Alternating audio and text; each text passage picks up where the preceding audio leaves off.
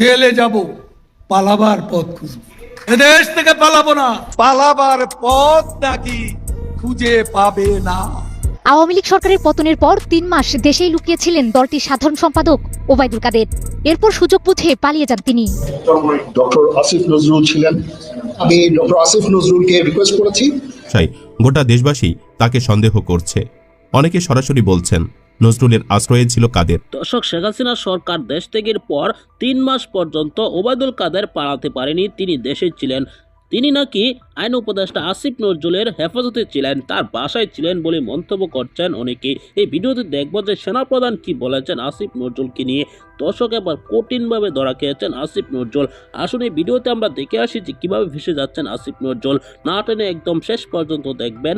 একটি লাইক করে চ্যানেলটিকে সাবস্ক্রাইব করে আমার সাথেই থাকবেন। হাসিনা পলায়নের আগেই গোপনে দেশ ছেড়ে ভারতে চলে যায় ওবায়দুল কাদের। গণমাধ্যমের কল্যাণে এমন খবরই শুনেছিল দেশবাসী। অথচ হঠাৎই এলো ভিন্ন খবর। হাসিনার আগে দূরে থাক, হাসিনা পালানোর ৩ মাস পরও দেশ ছাড়তে পারেনি কাদের। আওয়ামী সরকার পতনে ৩ মাস ৩ দিন পর অবশেষে গত ৮ নভেম্বর দেশ ছেড়ে ভারতে পালিয়ে যেতে সক্ষম হয় লীগের দ্বিতীয় সর্বোচ্চ এই দোসর। এমন খবর গণমাধ্যমে আসার পর থেকে তোলপাড় গোটা দেশ। চারিদিকে প্রশ্ন উঠেছে, এতদিন তাহলে কোথায় লুকিয়েছিল কাদের? প্রায় ১০০ দিন সময় পেলেও ডক্টর ইউনূস সরকার কেন তাকে আটক করতে পারেনি? এই ব্যর্থতার দায় পড়ছে আসিফ নজরুলের ঘাড়ে। অনেকে প্রশ্ন তুলেছেন, আইনমন্ত্রীর চেয়ারে বসে কি করেছে নজরুল, নাকি সে নিজেই কাদেরকে তার বাসায় জায়গা দিয়েছিল? আরও বিস্তারিত থাকছে বাকি ভিডিও জুড়ে। ছাত্র জনতার অভ্যুত্থানে ক্ষমতাচ্যুত আওয়ামী লীগের সেকেন্ড ম্যান হিসেবে পরিচিত ওবায়দুল কাদের দেশে নাকি বিদেশে, সেটা নিয়ে ৫ আগস্টের পর থেকেই আলোচনা ছিল। অবশেষে তার অবস্থান নিয়ে ধোঁয়াশা কেটেছে। ক্ষমতাচ্যুত হওয়ার পরও ৩ মাস সে দেশেই আত্মগোপনে ছিল। গত ৮ নভেম্বর লীগের সাধারণ সম্পাদক দেশ ছেড়ে ভারতে পালিয়ে যেতে সক্ষম হয়। গণমাধ্যমের খবর অনুযায়ী ৩ মাস ওবায়দুল কাদের দেশেই ছিল, এমনকি সে নিরাপদ স্থানে যত্ন আত্মিতেই ছিল। অবশেষে সড়কপথে সিলেট হয়ে ভারতের মেঘালয়ের শিলং পৌঁছায় এবং সেখান থেকে কলকাতায় চলে যায়। বর্তমানে কাদের সেখানেই আছে। এখন কথা হলো, কাদেরের মতো কালপ্রিট কিভাবে এতদিন দেশেই আত্মগোপনে ছিল? কারা তাকে আশ্রয় প্রশ্রয় দিয়েছে? এটা নিয়ে তোলপাড় সৃষ্টি হয়েছে। গত জুলাই আগস্টে যত ছাত্র জনতার প্রাণ গিয়েছে তার সিংহভাগ দায় কাদেরের। কারণ সে আন্দোলনরত শিক্ষার্থীদের ওপর ছাত্রলীগ নামক সন্ত্রাসীদের লেলিয়ে দিয়েছিল। ছাত্র জনতাকে সে বিএনপি জামায়াত তকমা দিয়ে মোকাবেলা সরাসরি ঘোষণা দিয়েছিল। যখন তার সন্ত্রাসীরা ফেল করেছিল তখন সে পুলিশ বাহিনী লেলিয়ে দিয়েছিল।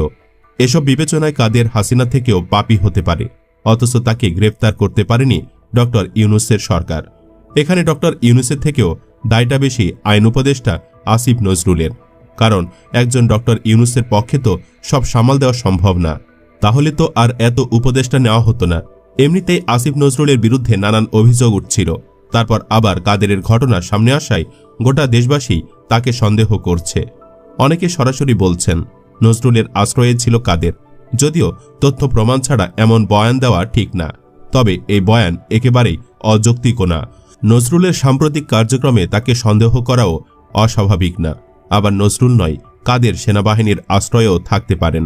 তবে এ নিয়ে সরকার সঠিক ব্যাখ্যা দিতে পারছে না। সরকারের একটা পক্ষ থেকে বলা হয়েছে, ওবায়দুল কাদের এতদিন দেশে ছিলেন সে সম্পর্কে সরকারের কাছে কোনো তথ্য ছিল না। সরকার জানতে পারলে তাকে গ্রেফতার করত। আরেকটা পক্ষ বলছে কাদের দেশে ছিলেন সেই প্রমাণ নেই।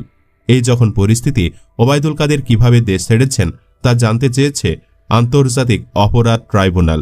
পুলিশের মহাপরিদর্শককে আগামী ১৫ দিনের মধ্যে এ বিষয়ে ব্যাখ্যা দিতে নির্দেশ দেওয়া হয়েছে বলে জানিয়েছেন chief prosecutor Mohammad Tajul Islam. Chief prosecutor বলেন, আমরা আদালতে দৃষ্টি আকর্ষণ করেছি, ওবায়দুল কাদের গত ৩ মাস বাংলাদেশে ছিলেন।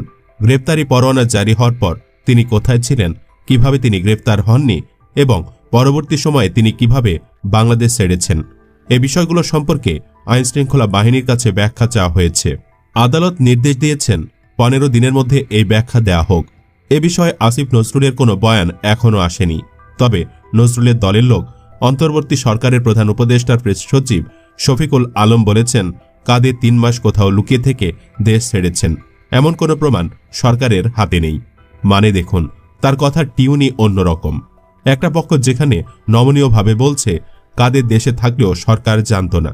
সেখানে শফিকুল সরাসরি প্রমাণ নেই বিষয়টি উড়িয়ে দিতে চাচ্ছে।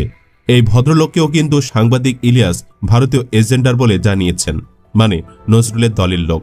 কাদেরের বিষয়ে সে কিছু না জেনেই বলে দেয় বিষয়গুলো আমরা খতিয়ে দেখছি। অনেকগুলো বিষয় জানতেও পেরেছি।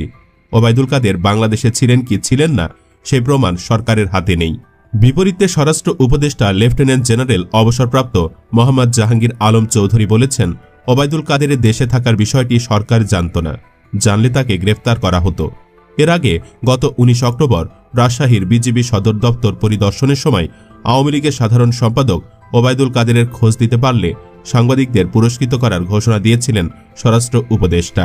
সে সময় সাংবাদিকরা ওবায়দুল কাদেরের অবস্থান সম্পর্কে জানতে চাইলে তিনি বলেন, আমার কাছে কোনো তথ্য নেই, কিন্তু আপনারা তো অনুসন্ধানী সাংবাদিকতা করেন।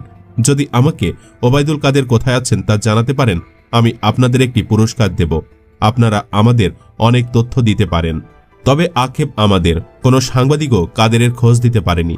অথচ প্রায় 3 মাস প্রভাবশালী মহলের ছত্রছায়াতে ছিল ওবায়দুল কাদের। সে নিরাপদে ও বেশ আরাম আয়েশে ছিল। সবুজ সংকেত পেয়ে পরে দেশ ছেড়ে পালাতে সক্ষম হয়। তবে এই নিরাপদে দেশ ছাড়ার ক্ষেত্রে প্রতিবেশী দেশের হাত থাকতে পারে বলে গুঞ্জন রয়েছে। যদিও সূত্রের খবর, এ ব্যাপারে ভারতে থাকা শেখ হাসিনার কোনো সুপারিশ ছিল না, কারণ হাসিনা নাকি ওবায়দুল কাদেরের ওপর অনেকটা ক্ষুব্ধ ছিল। হাসিনা কেন রাগ করেছে সে কথা আগেই জানিয়ে দিয়েছি। আগে বলেছি, সরকারি চাকরিতে কোটা সংস্কারের দাবিতে ছাত্র আন্দোলনকে সহিংস রূপ দেওয়ার পেছনে ওবায়দুল কাদের সবচেয়ে বেশি দায়ী। সেটা কেবল আমরাই মনে করছি না, এমনকি খোদ আওয়ামী লীগের নেতাকর্মীরাও তাকে দায়ী করছে। কাদের আন্দোলন দমাতে ছাত্রলীগকে লেলিয়ে দেওয়ার প্রকাশ্য ঘোষণা দিয়ে মূলত আন্দোলনকে নিয়ন্ত্রণের বাহিরে ঠেলে দেয়।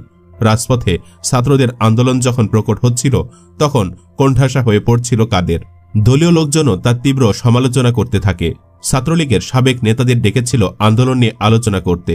সেখানেও তার আচরণে ক্ষুব্ধ হয়ে নেতারা তার বিরুদ্ধে ভুয়া ভুয়া স্লোগান দেয়। দর্শক, আপনারা দেখেছেন আসিফ নজরুল কিভাবে ষড়যন্ত্রগুলো করেছে। আইন উপদেষ্টা আসিফ নজরুল তিনি একজন উপদেষ্টা হয়েও একজনকে নাকি তিনি দেশ ছেড়ে পালাতে সাহায্য করেছেন। দর্শক, বর্তমান সময়ে আসিফ নজরুলকে নিয়ে বিতর্ক যেন কিছুতেই থামছে না।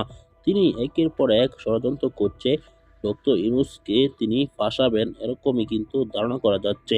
সাংবাদিক ইলিয়াস হুসাইন একের পর এক তার বিরুদ্ধে অনেক তথ্য তুলে ধরছে। তিনি ভারতের রয়্যাল এজেন্ট, এমনকি সেনাপ্রধান আসিফ নজরুলকে নিয়ে ভয়ঙ্কর কিছু কথাবার্তা বলেছেন, তা পরবর্তীতে আপনাদের সামনে প্রকাশ্যে তুলে ধরা হবে।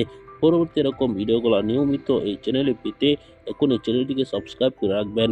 দর্শক, এই মুহূর্তে বিদায় নিচ্ছি। আসসালামু আলাইকুম।